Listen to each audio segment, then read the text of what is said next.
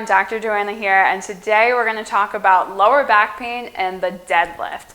A lot of people associate back pain with the deadlift, so today we're going to talk about just a couple of factors within your technique that might be contributing to your low back pain.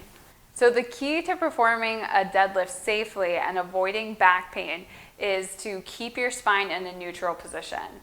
The most common ways that we see people stray from this is in flexing the spine too far forward or extending the spine backwards when they're going through their deadlift technique. And I can show you what that looks like.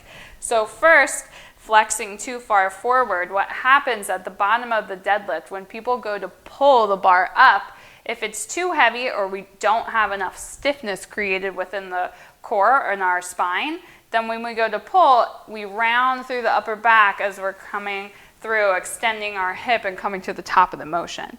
So that spine curvature that occurs, that flexing of the lower back, is what can cause our back pain to flare up because we're not keeping our spine in that neutral position.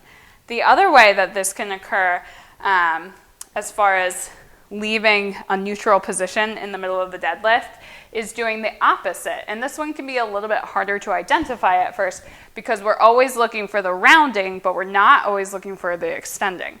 So if someone says, say they are sending up their deadlift, but their hips are positioned really high.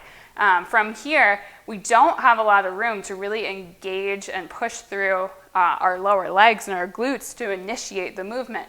So what happens is we start this movement by pulling from the back. So we're not rounding to come up, we're actually extending and then engaging our glutes to help us pull the bar up. So these are two very common mistakes that we see.